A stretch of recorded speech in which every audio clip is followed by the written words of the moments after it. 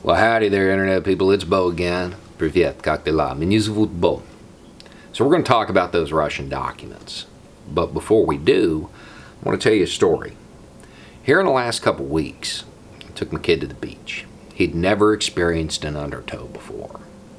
Now, I was right next to him. It wasn't particularly strong, so I let him try to fight it. I let him struggle with it and try to swim directly to the beach. Right up until the point where he almost wore himself out. Then I explained you had to go at an angle. You can't fight something like that. You won't win. Okay, so now these documents. First thing you have to understand is that this isn't a Russian government plan. The way this works, and I'm pretty familiar with this process, is a group of civilian contractors come up with a plan. And they submit it to their handler. And then their handler takes it to the government, pitches it to the government. If the government likes it, they fund it. If not, it dies. In this case, it was the Internet Research Agency, Apparatchik, maybe Wagner, probably IRA, to be honest. But I don't remember, to be honest, when I was looking at it. So that's where the plan originated. That's how it came to be. A group of intelligence professionals that are contracted came up with this. What is the plan? To trigger an insurgency within the United States using black Americans. That's the plan. Now, that's not how the media is describing it yet, but that's the plan. They're saying it's to trigger racial discord. Trigger. Yeah, because we don't have that already. So, the U.S. does this all the time. Now, when you're setting something like this up, you need to look for certain things. You need to look for a population, an ethnic minority, that is 10 to 15% of the population. In Syria, the Kurds were 10%. In Iraq, they were 15 to 20. The reason you want 10 to 15 is because that makes them effective enough to cause a problem, but not so effective that they win. You don't actually want that. And 15 is the cap. The Kurds in Iraq were a little bit over that. Almost lost control. Almost had a Kurdish state.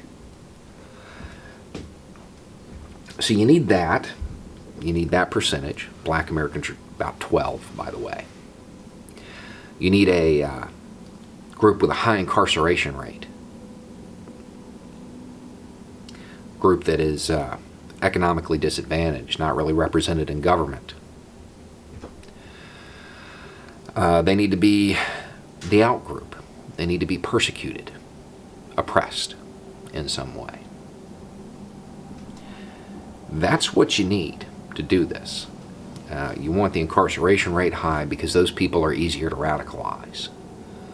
When somebody has been to prison, it is easier to play on that gripe, play on that experience to get them to move against their government.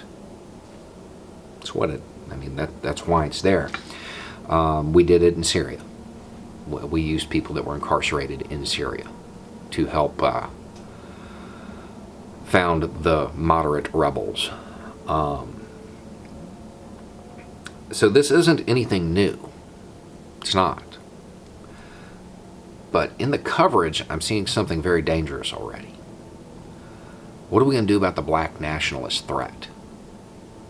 There's not one yet, but that question will create one. That question is part of the plan. You have to alienate this group even further. See, right now in the U.S., black people, they're an ethnic minority, and they're looked down upon. What if you add that they could be possible traitors? So now they're even further alienated. Makes them that much easier to radicalize. That is not the question to ask, unless you want it to happen. The question to ask is, why did a group of intelligence professionals select this demographic to target? Because we have systemic racial issues in this country that need to be addressed. That's why. It's really that simple. That's why they were chosen. It's not because they're evil or they're not good Americans. It's because they're on the bottom, and they've been on the bottom, and nobody seems to care. But here are these people saying, hey, we'll train you. Maybe we can get you your own country.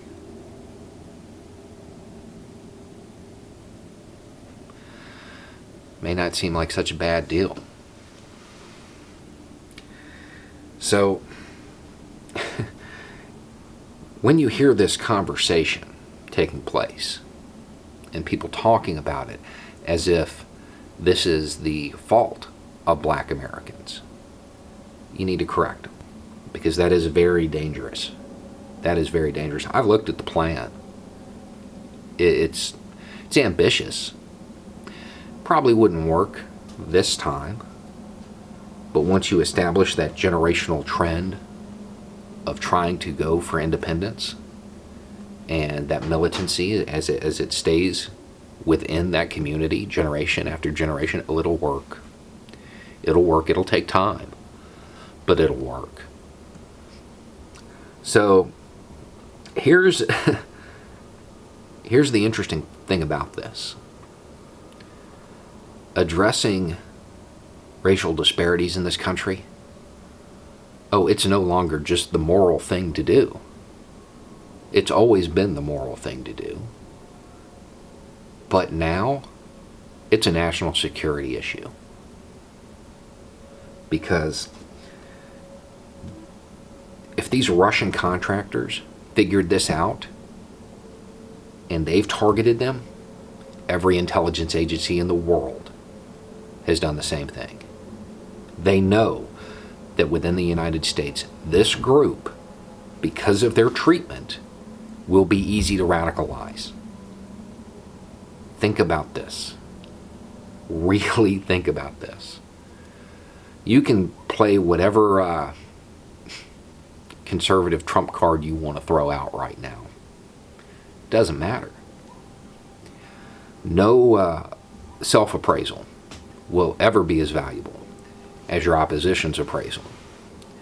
And the opposition just told you, we treat these people horribly. That's what they're saying. They're saying that because of the government's treatment of black Americans, they will be a demographic that can be turned.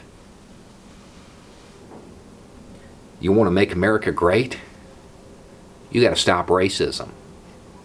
Congratulations. The best part about all this is that this plan was drawn up prior to Trump's administration. So everything that's happened in the last 2 years, that's just made it worse. They identified them 2 years ago. Yeah. So, countering racism is now a national security issue. Anyway, it's just a thought. Y'all have a good night.